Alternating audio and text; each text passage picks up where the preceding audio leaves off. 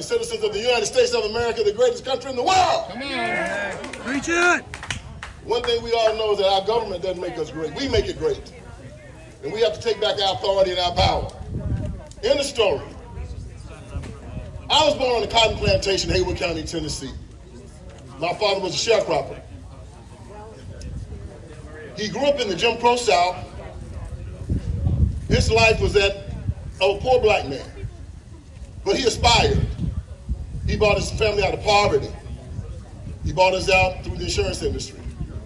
He worked hard, and he believed in America. He told us to never ever believe that where we were in our life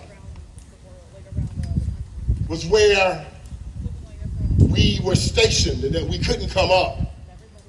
The Second Amendment was always something very powerful and strong to my family. I'm going to tell you a true story. My father always had a gun under the front seat of his car and a shotgun right there in the corner of the bed. He protected his family. 2 years ago, I was reading an article in Standpoint magazine written by David Garrow. It was an interesting article. At the end of it, it was about the FBI, and he was talking about how thorough the FBI was. And he mentioned something about my hometown that I did not know. He said that the FBI was very thorough and that they had infiltrated the most violent Klan faction in the South. It was the Tennessee Klan. And that the grand wizard of the Ku Klux Klan was a guy by the name of Doyle Ellington. He said that Doyle Ellington lived in Brownsville, Tennessee. That was my hometown. I had no idea that the grand wizard of the Ku Klux Klan, the most violent Klan faction in America, lived in my hometown. My whole life, he was still alive. That day, he was still alive. So I called my dad. I said, Dad, do you know a guy by the name of Doyle Ellington? My dad's 81 years old now, right? He said, yeah, I know him. Grand wizard of the Ku Klux Klan. I said, yeah, Dad. Do you know where he lives? He said, yeah, I live about 5-6 miles from here. I said, Dad, why didn't you ever tell me that the grand wizard of the Ku Klux Klan lived 5 miles from my house? He said, it didn't matter. No consequence. I said, what do you mean? Why? He said, well, about 50 years ago, Doyle and them was doing a lot of stupid stuff. I met up with Doyle, told him that if he ever touched me or mine, I was going to blow his goddamn brains out. Never had no problems out of Doyle. He was no consequence. He was no consequence because my father was armed. And more than just my father was armed, my father would use his arms. He knew at that time that you probably couldn't depend on the police. You probably couldn't depend on the sheriff's department. You had to depend on yourself. And because of that, I lived my life without fear. I lived my life without being afraid. I lived my life because I knew my dad was armed, he was going to protect his family. That's America. That's an American. And that's how I choose to live my life. And I hope you feel the same.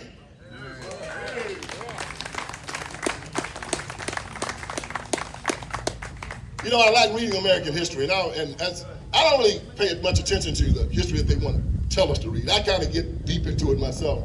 And the founding fathers, I mean, them guys were some badasses, man. You just got to give them credit. They didn't play. King George told them, so you guys want to buck a little bit, huh?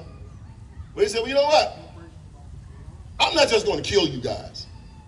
I'm going to come over there, and I'm going to arrest you. I'm going to bring you back to Great Britain. Then I'm going to take you. I'm going to hang you till you're almost dead. Cut you loose. Then I'm going to castrate you. Then I'm going to cut your stomachs open and let you see your guts before you die. Then I'm going to cut your heads off and all your limbs, and I'm going to send to the uttermost parts of the British Empire. I'm going to teach y'all about messing with me. And guess what these guys did? They signed the Declaration of Independence and put their names on it and said, we pledge our lives, our fortunes, and our sacred honor. And we're going to kick your ass. And they came over here and they said, give us your weapons. They said in return, come take them. Ran them back to Great Britain. And we're free because of that right now. They stood up, refused to be slaves, What did they say when George said, I'm going to make you my slave? He said, we pledge our lives. You ain't going to make us slaves. I love New Hampshire. I was up there touring a few months ago. Love the people there. I told them when I got up there, I said, I love your state. I love your slogan. Live free or die. Now, I got to change one word in that. Live free or die? No. I ain't planning on dying for my freedom. It's live free or kill. You talking about dying for your freedom, you can count me out on that one. No, get me the gun. It is live free or kill. What the patent said? I don't want you to die for your country. I want you to make the other poor bastard die for his. See, that's why the Second Amendment is so important. People saying, oh, why do you need that type of gun? Why do you need this? Why do you need that? Well, you want me to ask your permission? You want to tell me how to defend myself? To me, the right to freedom and the right to self-defense are right there together. You have to, it's primal. It's nature. It's natural law. John Locke talked about the right to defend yourself. You take that right away, you've taken away the right for a person to be free. And I'm not free because the government gave me my freedom. I'm free because God gave me my freedom. My freedom is an unalienable right. According to John Locke in his Second Treatise of Government, an unalienable right is a right that is irrevocable, non-transferable, and unsellable. It is yours. It's like your DNA. You can't get rid of it. If you think you can get rid of it, when somebody kicks your door in at 3 o'clock in the morning, you see you still have it, don't you? You better defend yourself. We love our guys in blue. We love them. We support and back the blue. Amen? Amen. Amen. But they can't be everywhere at one time. They can't. I know they wish they would, they could, but they can't. So if you're driving with your family at 3 o'clock in the morning and your car just happens to stop on the interstate, and you got your wife and your children in the car, and a bunch of guys already know that because you're on the federal highway that you can't have a gun on you, but they have theirs. See the position that you're in? Why? Not because you didn't want to defend your family. It's because the government took away your right to do it. And you still have to defend them. Now, this is too important for us to keep playing with. There are violent, evil people out there. And they hunt every single day.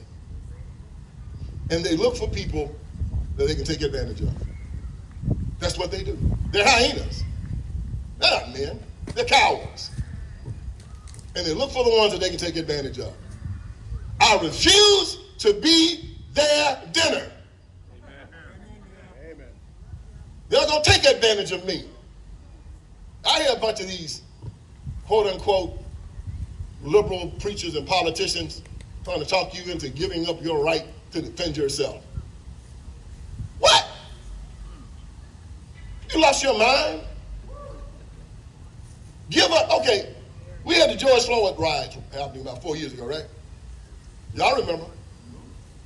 Bunch of big city liberal mayors told the police, stand down. Stand down. You had people, you had gangs roaming through the streets, kicking in people's doors, busting in people's houses. If you were not armed during those times, you were in trouble. Because they had told the police to stand down. Just burning up stuff, beating up people, robbing stores. The only thing you had at that time was the Second Amendment. Your right to defend yourself and your property, because you saw what the government would do with it, don't you? They would tell the police to stand down. I can't take that risk, y'all. I know there are people out there that really trust their government. Oh, boy, they want to feed them. They want to clothe them, educate the children. Give them health care. Go to the government for everything. You want them to cut the yard, I guess. And then they want them to defend them. And wherever they do that, that's where you have the crime. That's where you have the dope on the streets. That's where you have the illegals coming in. That's where you have the snatch and grabs. When you give that power over to government and you give up your power, go into those ghettos and you'll see it.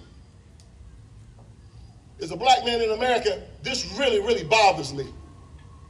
Because I know the first laws to control the rights of people to keep and bear arms came after the Civil War, when they didn't want the free men to defend themselves. Why didn't they want the free men to defend themselves? Because they wanted to be able to go and do whatever they wanted to do to them anytime they wanted to do it. You got to cut their claws off. You got to pull their fangs. We got to be able to take advantage of them. No. I tell you now, any man, hear me well, any man that gives up his right to keep and bear arms is not a man.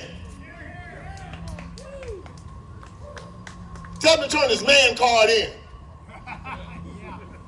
I mean, that ain't no problem. We got an administration where guys walk around in dresses, right? Ugly men in dresses.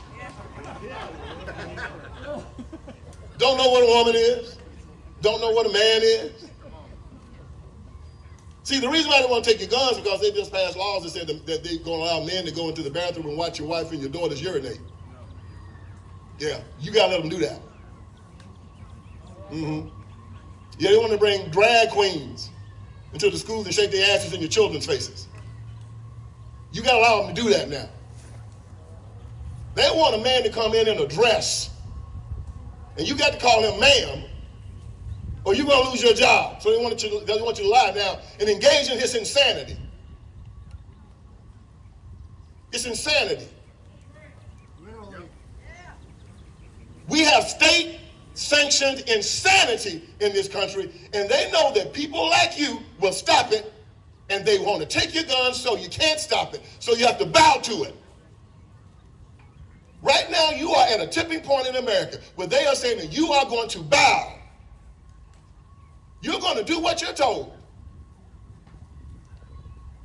And there's a plan right now to make you bow and bend the knee to their insanity.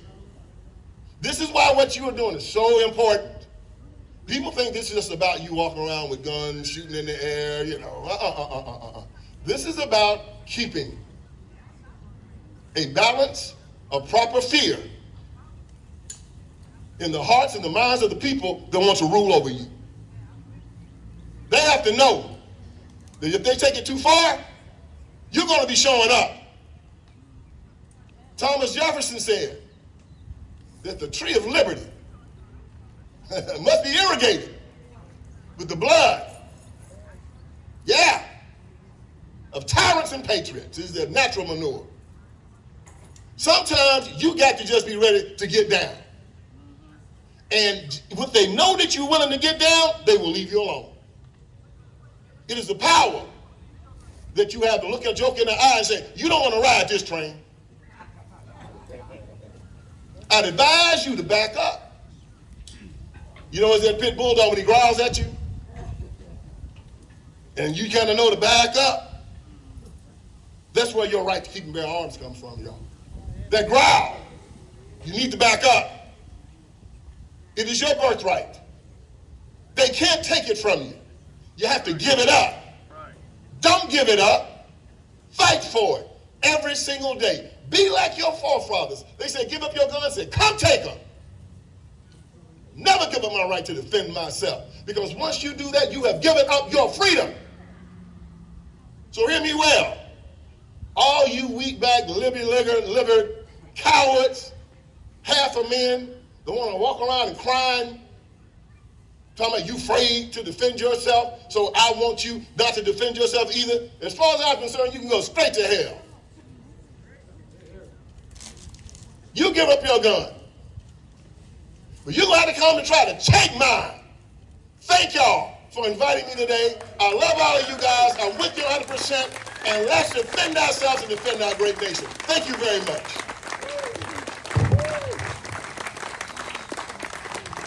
God bless you. Well, obviously,